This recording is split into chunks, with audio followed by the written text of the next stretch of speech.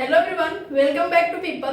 तो इस वीडियो में हम लोग नंबर सिस्टम का अगला टॉपिक देखने वाले हैं। ओके, तो जैसा कि अगर आप पीछे के वीडियोस देखते आ रहे हैं तो आपको पता होगा कि हम लोग नंबर सिस्टम को कवर कर रहे हैं और उसमें हम लोग 3 लेक्चर कर चुके हैं। ओके, तो इस वीडियो में हम लोग सक्सेसिव डिवीजन के बारे में देखने वाले हैं। ठीक है, इससे रिलेटेड बहुत सारे क्वेश्चन आते हैं और सक्सेसिव डिवीजन क्या होता है और उससे कैसे क्वेश्चन आते हैं ये इस वीडियो में कवर करेंगे। तो चलिए वीडियो को स्टार्ट करते हैं। तो देखिए, सबसे पहले सक्सेसिव डिवीजन क्या होता है। नाम से ही दिख रहा है कि डिवीजन से रिलेटेड है, तो हाँ, डिवीजन से ही रिलेटेड है। गिवन रहेगा आपको एक नंबर n। ओके, n क्या है? एक गिवन नंबर है। ठीक है, और आपको डिवाइड करना रहेगा इसको और आपको रिमाइंडर निकालना रहेगा। ठीक है, तो सबसे पहले क्या होता है कि मान लो कि n को हम d1 से डिवाइड किए और q1 क्वोशिएंट आया एंड r1 रिमाइंडर आया। उसके बाद फिर q1 को हम लोग d2 से डिवाइड किए तो r2 रिमाइंडर आया एंड q2 क्वोशिएंट आया। उसके बाद q2 को d3 से डिवाइड किए एंड r3 रिमाइंडर आया। ओके, तो ये एक नॉर्मल जनरल फॉर्म हो गया इस सक्सेसिव डिवीजन का। अब इससे रिलेटेड कैसे क्वेश्चंस आएंगे वो मैं बताती हूँ। ठीक है, तो फर्स्ट क्वेश्चन मैंने यहाँ मेंशन कर रखा है। क्वेश्चन है कि successive division of 820 by 8, 6 and 5 and find the remainder respectively। Okay, मतलब कि 820 एक नंबर है जो n का वैल्यू है वो 820 दिया हुआ है and it is divided by 8, 6 and 5। What 8, 6 and 5 क्या है? तो जो d1, d2 and d3 दिया हुआ है वो 8, 6 and 5 है। ओके, क्योंकि इसे डिवाइड किया जा रहा है, डिवाइजर है। And find the reminder respectively, और हमें फाइंड क्या करना है? तो r1, r2 एंड r3 को फाइंड करना है। ठीक है, तो ऐसे क्वेश्चंस आते हैं और ऑप्शंस में आपको जैसे यहाँ पे रिमाइंडर रिस्पेक्टिवली फाइंड करना है, मतलब कि आपको मोर देन 1 रिमाइंडर होगा तो आपको एक ऐसे वेक्टर के रूप में बोल सकते हैं। ठीक है, मतलब ग्रुप्स ऑफ नंबर्स के रूप में ऑप्शन दिया रहेगा। मान लो कि a b c, फिर दूसरा ऑप्शन होगा c d e। ठीक है, तो ऐसे आपको चूज करना है कि कौन सा ऑप्शन सही है। ओके, तो चलिए सॉल्व करते हैं इसको। तो इसको सॉल्व करने के लिए सबसे पहले हम 820 को n की जगह रखेंगे। ठीक है, 820 को n की जगह रखेंगे। 820 को डिवाइड करेंगे d1 से। d1 का वैल्यू क्या है? इसको d1 बोलते हैं, इसको d2 और इसको d3। d1 का वैल्यू है 8। ठीक है, तो यहाँ पर क्या आएगा? 1, 0 एंड 2 और यहाँ पर 4। सही है, नॉर्मल डिवीजन है। उसके बाद फिर d2 से, d2 क्या है? 6, तो यहाँ पे आएगा 1 एंड 7, यहाँ पर 0। फिर d3 से, d3 है 5, तो यहाँ पर आएगा 3 और यहाँ पर आएगा 2। ठीक है, तो इसमें आप देख सकते हैं d1, d2, d3 यहाँ पे जनरल फॉर्म में ये आ चुका है। q1, q2, q3 है, ये n है और ये r1, r2 और r3 है। ओके, तो ये जनरल फॉर्म में आ चुका है। अब इससे हमें आंसर निकालना है, तो रिमाइंडर निकालना है रेस्पेक्टिवली। आप देख सकते हैं रेस्पेक्टिवली बोल रहा है, तो मतलब कि 8 के लिए, ठीक है, 8 के लिए जो रिमाइंडर होगा उसको पहले, फिर 6 के लिए 0 एंड फिर 5 के लिए 2। तो ये जो हमारा ग्रुप ऑफ नंबर्स हुआ ये इस क्वेश्चन का आंसर होगा। ओके, तो आप ऑप्शन में देखिएगा कि ये वाला नंबर कहाँ पर है और जिस ऑप्शन में ये वाला पेयर मेंशन होगा, ये पेयर नहीं बोलेंगे इसको, ग्रुप ऑफ नंबर्स मेंशन होगा, उसको टिक करेंगे। क्लियर है? तो इस टाइप के क्वेश्चंस आते हैं। अब आपको आ सकते हैं कि ये दे दिया है और ये पूछ रहा है। ओके, या फिर ये दोनों दे दिया और ये पूछ रहा है, ऐसे क्वेश्चंस आ सकते हैं। तो ये सेम टाइप ऑफ क्वेश्चंस है, आप उसको प्रैक्टिस कर सकते हैं। ठीक है, अभी चलते हैं नेक्स्ट क्वेश्चन पे।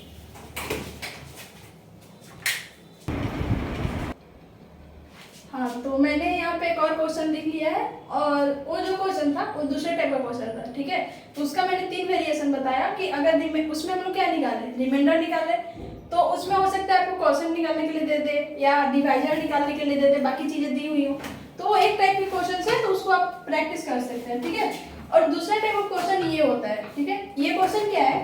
Find the smallest number which when successively divided by 8, 5 and 4 and give 6, 4 and 2 as remainder respectively. Okay, it means कि अगर हमें वो स्मॉलेस्ट नंबर निकालना है जिसको कि इसके द्वारा इन 3 नंबर्स के द्वारा डिवाइड किया जाए, तो ये वाले रिमाइंडर आने चाहिए, ठीक है। और वो नंबर जो है वो स्मॉलेस्ट होना चाहिए, ओके। तो ऐसे तो बहुत सारे, अगर नॉर्मल कॉमन देखें तो बहुत सारे नंबर्स पॉसिबल है जिनको कि इतना से डिवाइड किया जाए तो रिमाइंडर जो है इतना है, बट उसमें हमें स्मॉलेस्ट को आंसर करना है, ठीक है। तो ये दूसरा है, उस टाइप का क्वेश्चन नहीं है, ठीक है। इसमें रिमाइंडर भी दिया है और डिवाइजर भी दिया है, ठीक है। हमें निकालना है वो नंबर, मतलब कि n का वैल्यू, ठीक है। तो अगर इसको बनाते हैं जनरल फॉर्म में तो क्या आएगा कि n का वैल्यू निकालना है और गिवन है 8 से डिवाइड कर रहे हैं तो 6 आ रहा है रिमाइंडर, और 5 से डिवाइड कर रहे हैं तो रिमाइंडर 4 आ रहा है, ठीक है। सिमिलरली 4 से डिवाइड कर रहे हैं तो रिमाइंडर 2 आ रहा है, क्लियर है। n का वैल्यू निकालना है और n स्मॉलेस्ट होना चाहिए, ठीक है। तो इसका क्या मेथड है कि सबसे पहले क्वोशिएंट को भरना शुरू करो नीचे से, ठीक है, ताकि फाइनली हमें n का वैल्यू मिल जाए। अब यहाँ पर क्या लिखेंगे, तो चूंकि हमसे स्मॉलेस्ट नंबर पूछ रहा है, ठीक है, स्मॉलेस्ट नंबर बताना है, तो हम स्टार्ट करेंगे 1 से। यहाँ पर 1 लिखेंगे, ठीक है, लास्ट जो क्वोशिएंट होगा 1 होगा।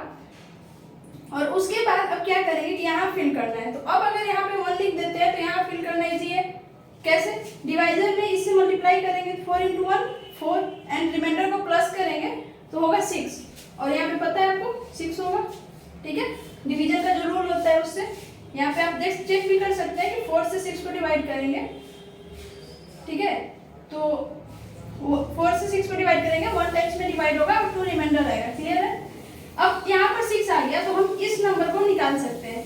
यहाँ पे क्या होगा, इस नंबर को निकाल सकते हैं, कैसे, 5 × 6 30 एंड 30 + 4 34, तो यहाँ पर 34 होगा, क्लियर है। और यहाँ 34 आ गया तो इस n का वैल्यू भी हम लोग निकाल सकते हैं, कैसे, 34 × 8 + 6 क्या होगा, फिर यहाँ पे n का वैल्यू निकाल लेते हैं, 34 × 8 + 6 कितना हो गया, ये 2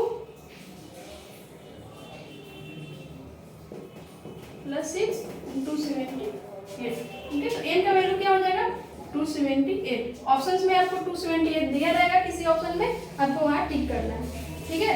तो ये आपको ध्यान में रखना होगा कि स्मॉलेस्ट नंबर में पूछा जा रहा है, इधर का दिया हुआ है, राइट साइड भी दिया हुआ है, लेफ्ट साइड भी दिया हुआ है, तो आपको 1 से स्टार्ट करना है। सबसे लास्ट वाला क्वेश्चन जो होगा वो 1 होना चाहिए, ओके, ठीक है। तो ये आप नोट कर लीजिए, और इस टाइप के और बहुत सारे क्वेश्चन हैं तो वो आप प्रैक्टिस कर सकते हैं बुक से, ठीक है। मैंने एक और क्वेश्चन मेंशन कर दिया है, ओके। ये भी सेम टाइप ऑफ क्वेश्चन है, बट इसको सॉल्व कर लेते हैं ताकि आपको थोड़ा सा आदत हो जाए ऐसे टाइप के क्वेश्चंस को सॉल्व करने का, ठीक है। तो वही स्मॉलेस्ट नंबर फाइंड करना है, divided by 10 8 and 7, and reminder दिया हुआ है 8 6 एंड 5, ठीक है। तो सेम प्रोसेस होगा, क्या करेंगे कि लेफ्ट साइड में लिख लेंगे अपने डिवाइजर को, ठीक है, जो भी है, और रिमाइंडर को लिख लेंगे यहाँ पर, ठीक है। स्मॉलेस्ट नंबर फाइंड करना है तो हम लोग क्वेश्चन को स्टार्ट करेंगे 1 से। 1 लिख दिए, यहाँ पर क्या होगा 7 × 1 + 5 12, यहाँ पर क्या होगा 12 × 8 + 6, ठीक है, क्या हो जाएगा 102, ठीक है। 12 × 8 96 + 6 102, और यहाँ पर क्या होगा फाइनली 102 × 10 क्या हो जाएगा 120 + 8 1020 + 8 1028। तो आंसर क्या आया मेरा, n का वैल्यू कितना हो गया 1028। तो ऑप्शन में 1028 मेंशन रहेगा, आपको उसको टिक करना है, क्लियर है। तो ये वाला टॉपिक में, सक्सेसिव डिवीजन के टॉपिक में इसी टाइप के क्वेश्चंस होते हैं, तो मैंने इनको कवर कर दिया। अब चलते हैं नेक्स्ट टॉपिक पे।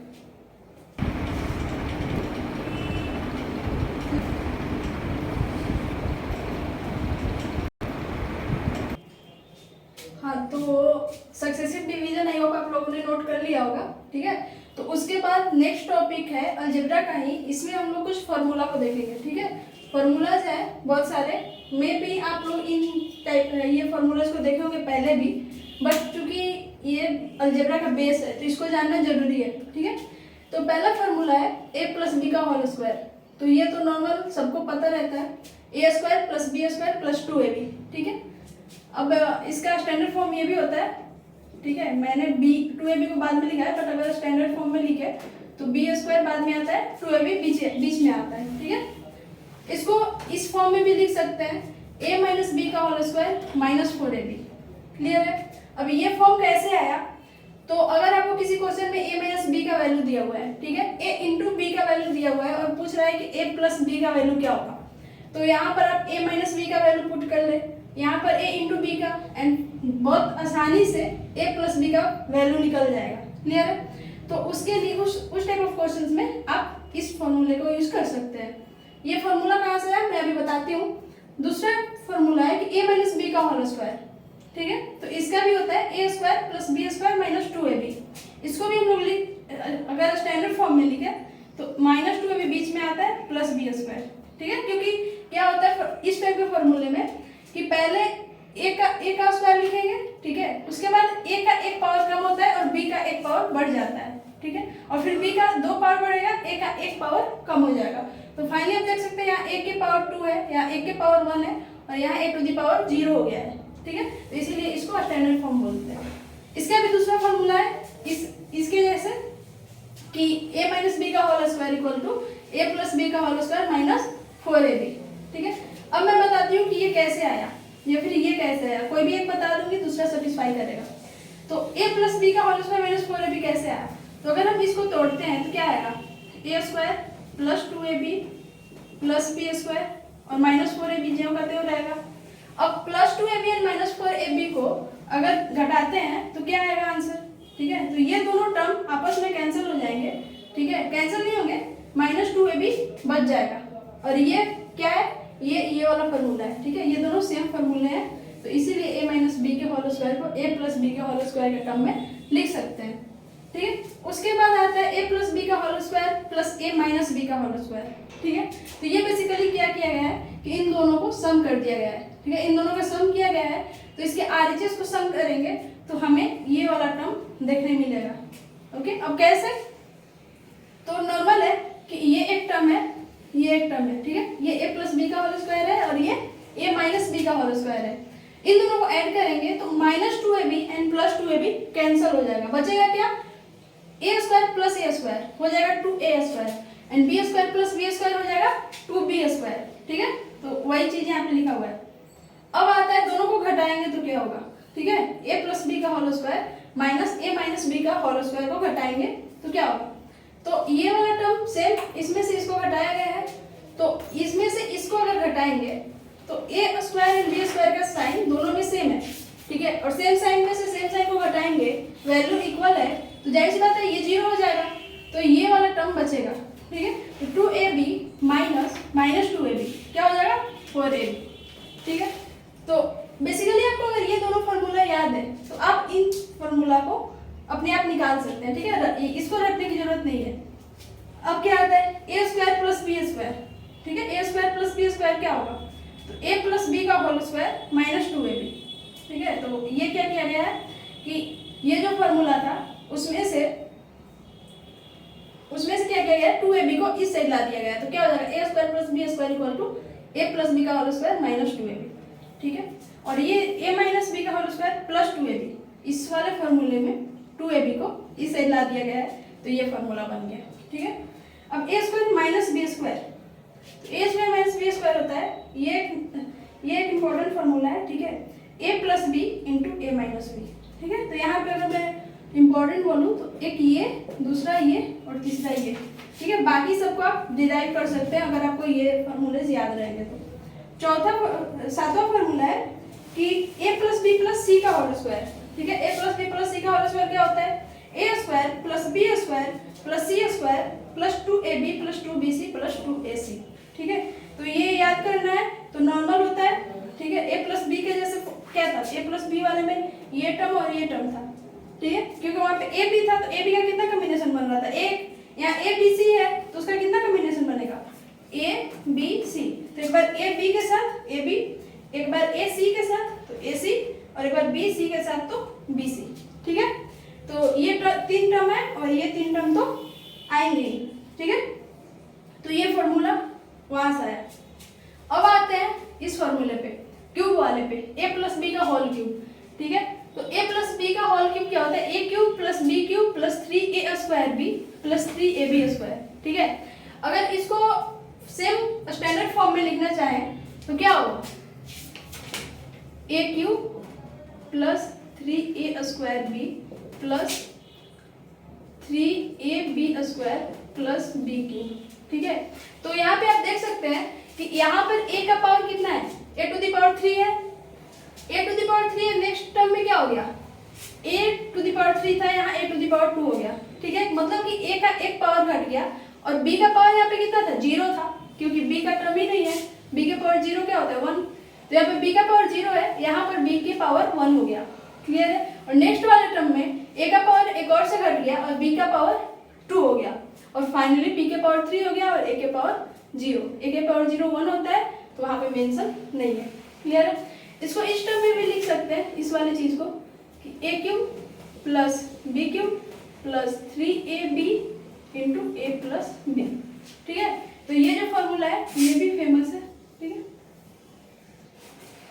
तो ये दो तरह के फॉर्मेट हो गए इस फॉर्मूले के। अगला फॉर्मूला है a माइनस बी का होल क्यूब, तो ये भी सेम इसी पैटर्न पे है। a क्यूब, इसमें माइनस होता है दो जगह, ध्यान देने वाली बात है कि a स्क्वायर वाले में माइनस होता है और ए बी स्क्वायर वाले में प्लस होता है। ठीक है, तो a क्यूब माइनस कैसे होता है, क्योंकि माइनस भी है।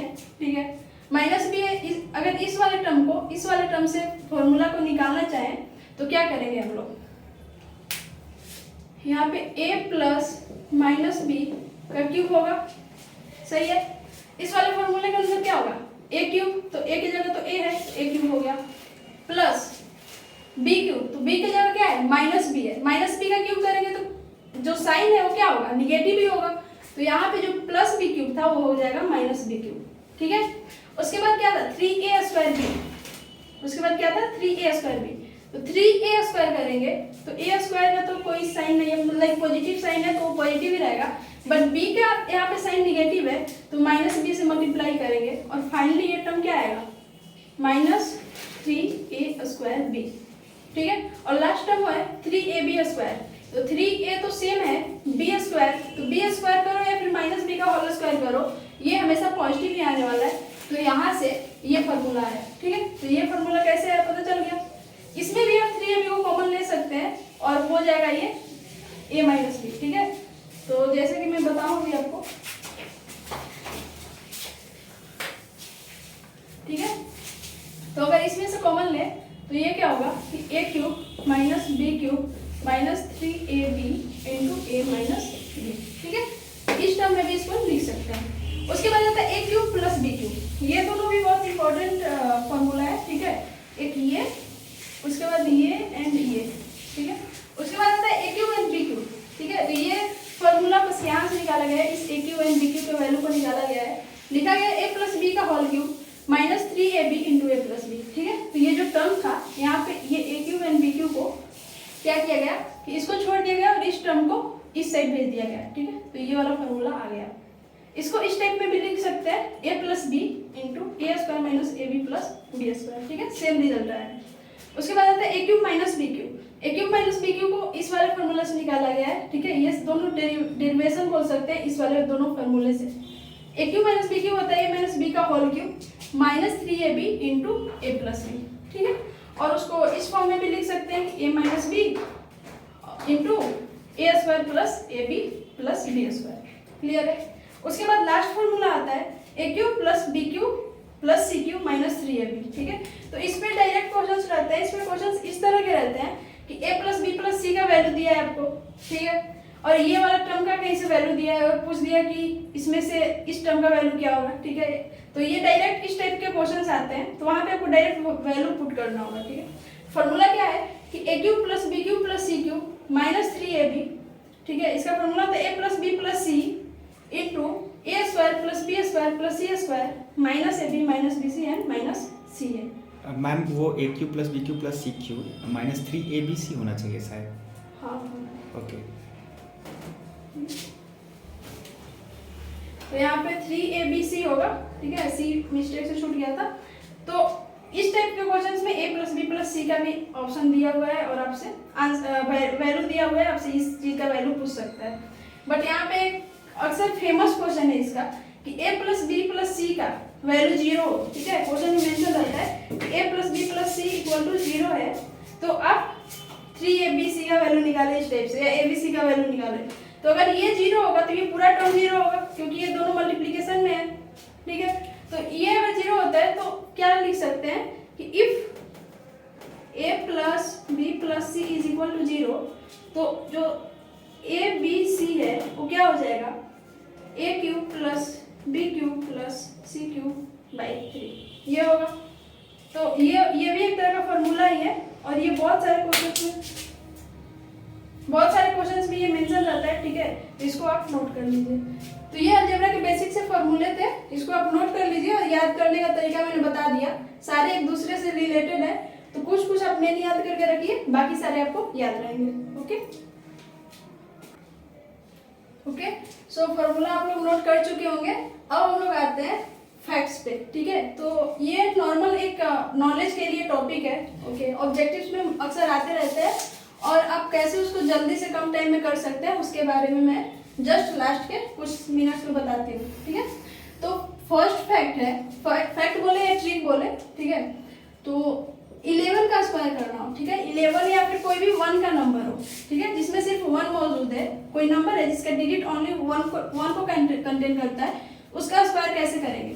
तो 11 हो गया, तो 11 का स्क्वायर करना है, या फिर 111 हो गया, इसका स्क्वायर करना है। तो अगर नॉर्मल केस में करें तो क्या करेंगे, 1 1 और इसमें मल्टीप्लाई करेंगे, या फिर 1 4 बार 1 है तो 4 बार मल्टीप्लाई करेंगे, तो बहुत ज़्यादा टाइम लगेगा।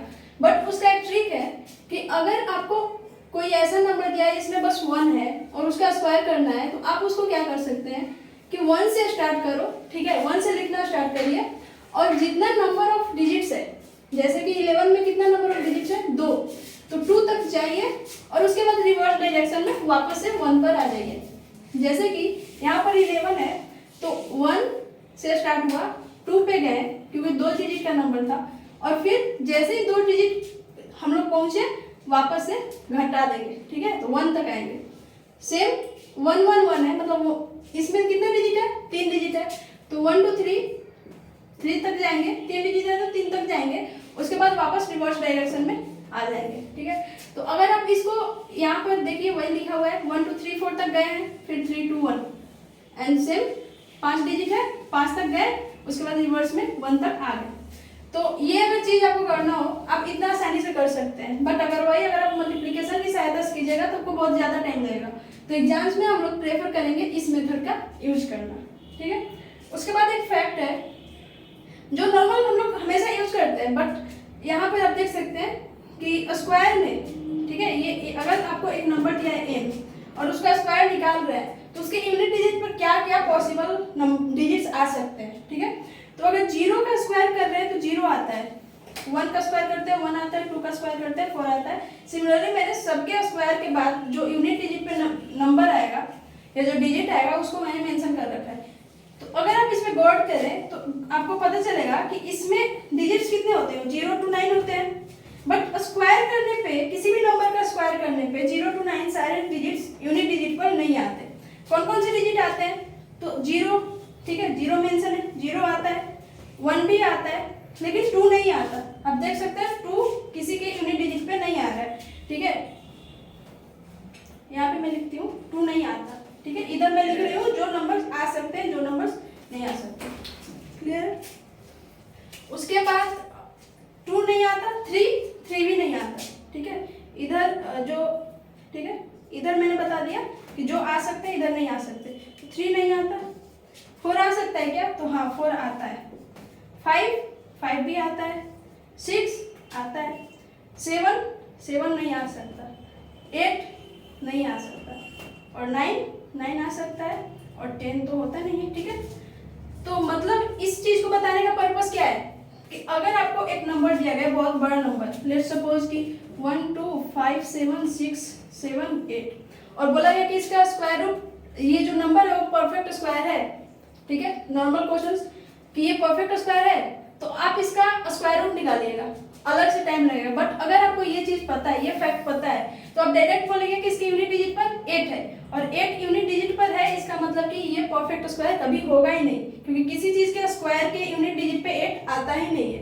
ठीक है, तो ये 4 नंबर्स जहां भी रहेंगे यूनिट डिजिट पे वो परफेक्ट स्क्वायर नहीं होगा, और ये सारे हो सकते हैं। सेम एन क्यूब के लिए देखें तो एन क्यूब का अगर आप सेम सोचे कि एन क्यूब में भी ये वाला फॉर्मूला या ये वाला ट्रिक लगा देते हैं तो गलत हो जाएगा। क्यों? क्योंकि एन क्यूब अगर निकालते हैं, लेकिन किसी चीज का किसी नंबर का क्यूब निकालते हैं, क्यूब निकालने पे आप यहाँ पर अगर देखें, ठीक है, यहाँ पे मैंने यूनिट डिजिट लिखा हुआ है, क्यूब निकालने पे वो 0 to 9 हर एक डिजिट एक बार आ जाता है।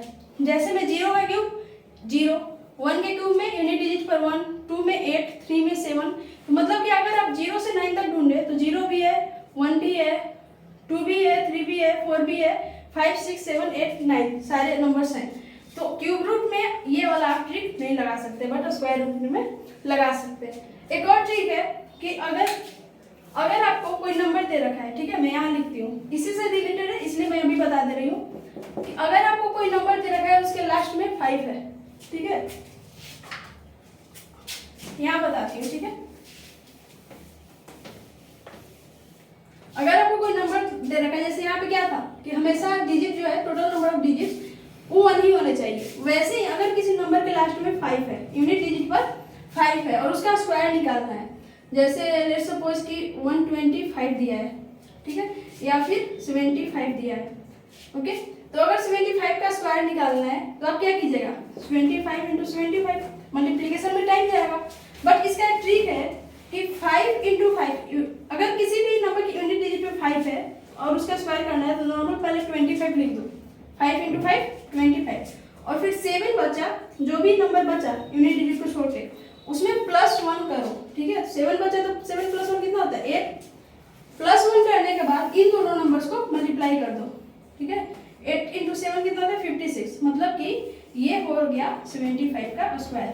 ठीक है, तो देख सकते हैं आप नॉर्मल मल्टीप्लिकेशन करते हैं उसमें ज़्यादा टाइम लगेगा, बट इस वाले ट्रिक से नॉर्मल जल्दी हो जाएगा। इसका भी देखें तो इसका क्या होगा, पहले क्या करेंगे 5 का स्क्वायर 25, उसके बाद क्या बचा 12 बचा, 12 + 1 कितना होता है 13, तो हमें क्या करना है 13 और 12 को मल्टीप्लाई करना है, ठीक है, 130 + 26 156, तो ये जो नंबर आया ये क्या है 125 का स्क्वायर।